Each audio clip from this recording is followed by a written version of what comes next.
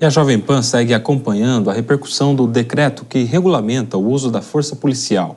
E para entender melhor esta medida, a gente conversa agora com Rafael Alcadipani da Silveira, professor titular da Escola de Administração de Empresas de São Paulo, da Fundação Getúlio Vargas, e associado pleno ao Fórum Brasileiro de Segurança Pública. Professor, bem-vindo, boa noite. Boa noite você e quem está nos assistindo. Professor Rafael, a grande questão aí é como os estados têm recebido este decreto, os estados que são os titulares da competência constitucional de polícia preventiva, polícia ostensiva e polícia judiciária, em relação a este decreto. Alguns governadores se manifestaram fortemente, inclusive, contra o decreto. Por que esta reação dos governadores dos estados? Olha, para mim o ponto central para a gente poder entender a reação dos governadores é a questão da eleição de 2026.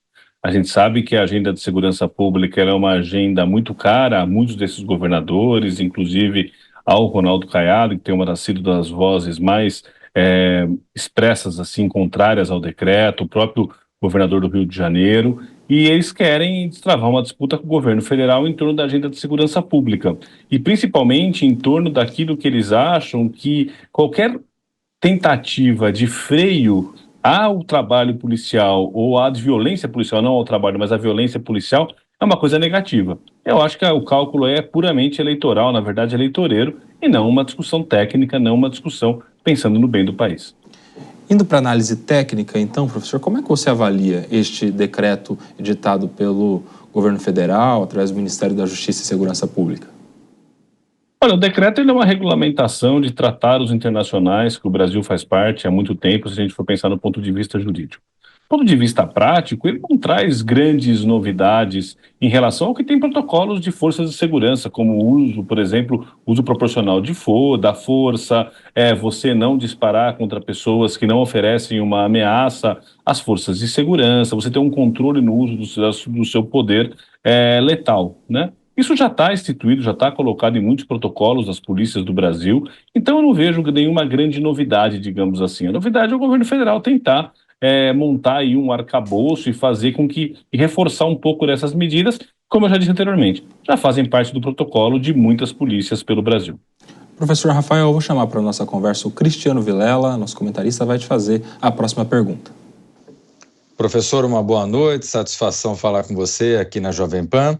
Professor, na sua visão, talvez tenha faltado um pouco de diálogo entre governo federal e governos estaduais na questão da PEC inicialmente, agora na questão do decreto, enfim, talvez esteja faltando mais esse diálogo do que efetivamente assertividade no texto que está sendo apresentado. É uma falta mais de política, mais de traquejo do que efetivamente de elementos técnicos na elaboração desses instrumentos?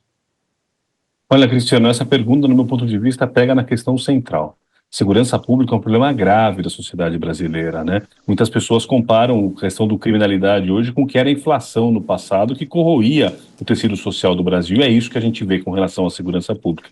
O que a gente percebe é que o governo federal ficou praticamente 2 anos sem falar praticamente nada do assunto, sem lidar com o assunto. Quando tinha o ministro Flávio Dino, era uma coisa muito tênue. Quando entra o novo ministro, eles perceberam que eles tinham um problema para a eleição, porque esse vai ser um dos temas centrais. E aí ele começou a tentar fazer uma série de coisas que são bem-vindas do meu ponto de vista, não são coisas que são mal-vindas, mas como você está colocando, né? A gente precisa articular. Política é a arte de você falar, de você construir. A gente precisa construir consensos em torno de segurança pública, porque não vai ser o governo federal sozinho que vai resolver a questão e não vai ser os estados sozinhos que vão resolver a questão. A gente viu agora o caso interno da Polícia Rodoviária Federal, que atirou, né, que deixou uma jovem que está entre a vida e a morte agora nos hospitais, num claro e flagrante abuso do seu poder de força. Será que algum governador é a favor disso? Será que algum político é a favor disso? Acho que ninguém em sã consciência é a favor disso. É por isso que a gente precisa construir pontes, a gente precisa construir diálogos. A gente só vai mudar a situação da segurança pública no Brasil quando as pessoas deixarem a eleição de lado, quando elas deixarem as suas bandeiras politiqueiras, no meu ponto de vista, de lado, e construir consensos para que a gente possa começar a ter um caminho para mudar essa realidade.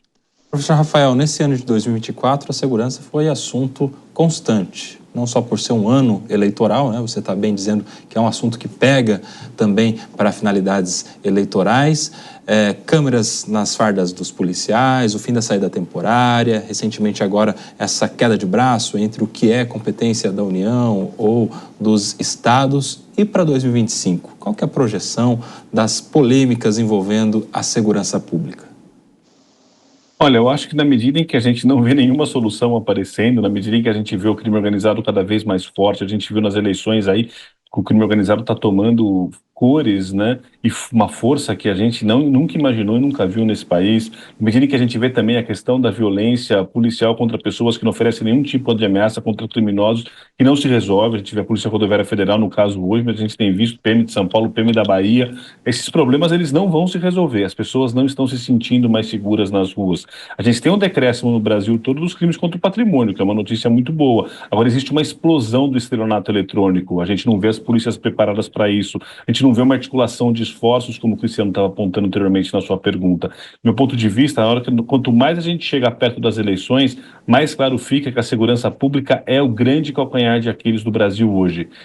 Junto com a economia que a gente vê que tem que se encaminhar, né, na medida que a gente tem que ter um controle de gastos maior do governo, moderação da sua política fiscal, pelo menos nessa questão da economia, você tem um caminho que pode ser trilhado. Na segurança pública, com essa disputa acirrada que a gente vê, onde a polarização política está se manifestando, a gente não vê nenhum caminho, a gente não vai ver nenhuma melhora. Por conta disso, a minha previsão, né, é que esse assunto se aprofunde cada vez mais, que as tensões em torno dele se aprofundem cada vez mais e que a gente tenha uma discussão cada vez mais histriônica e cada vez menos técnica e profissional, que é o que vai conseguir mudar esse quadro no Brasil. Professor Rafael, o Cristiano Vilela vai te fazer mais uma pergunta.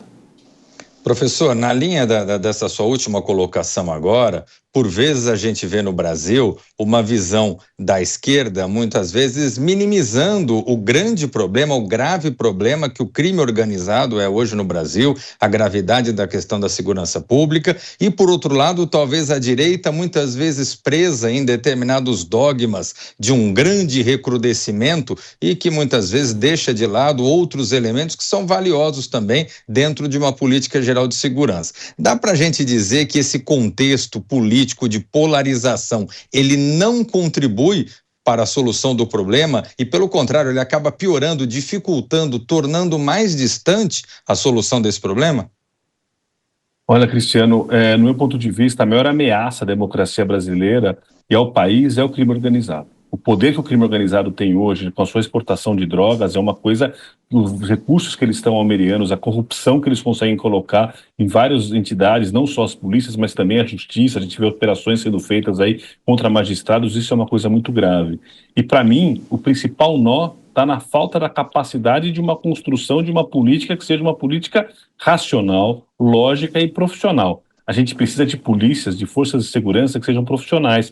A gente precisa que o Ministério Público, que a Justiça, assumam também as suas responsabilidades e componham esse debate a respeito da segurança pública. A gente precisa que segurança pública deixe de ser palavras jogadas ao vento. Se a gente for avaliar, a gente fala tanto na esquerda, se diz tanta defensora de direitos, se comenta tantas coisas, a gente vê que a Polícia da Bahia é uma das polícias mais letais, é uma política de segurança pública que não tem dado certo, o crime organizado domina o Estado, eles estão em guerra. A gente viu o que aconteceu hoje ontem na Polícia Rodoviária Federal, ou seja, nem direita, a gente viu o que está acontecendo em São Paulo também, onde o governador parece ser refém de um secretário de segurança pública, de uma política de segurança pública, ou seja, a gente começa a perceber que nem a direita nem a esquerda estão conseguindo entregar soluções efetivas para a população. Isso só vai acontecer, Cristiano, a hora que a gente tiver um diálogo profissional, um diálogo sério, onde a gente deixa essas emoções, essas colorações partidárias de lado, e a gente trate do problema de forma efetiva. E a gente construa soluções. Existem soluções sendo construídas. Há coisas que aconteceram no Brasil, se você pegar, por exemplo, a própria redução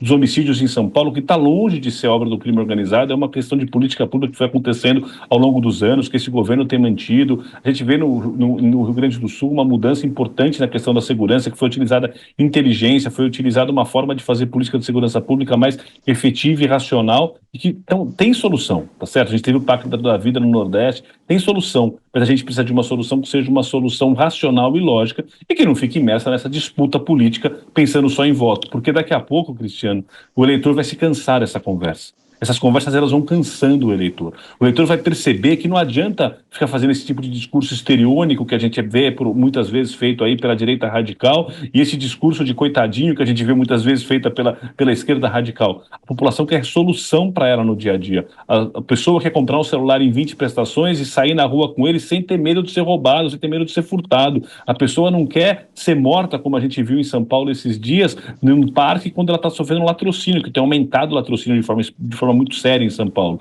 E para resolver isso, é só no profissionalismo. É só quando a gente conseguir ter um pensamento profissional a respeito disso e parar de fazer bravata política e parar de usar a segurança pública para tentar se eleger.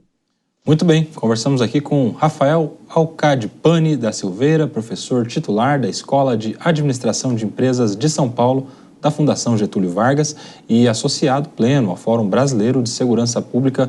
Professor, muito obrigado pela sua participação, colaboração aqui na Jovem Pan. É sempre um prazer te receber. Muito obrigado a você, ao Cristiano, e aos ouvintes. Boa noite. Obrigado mesmo.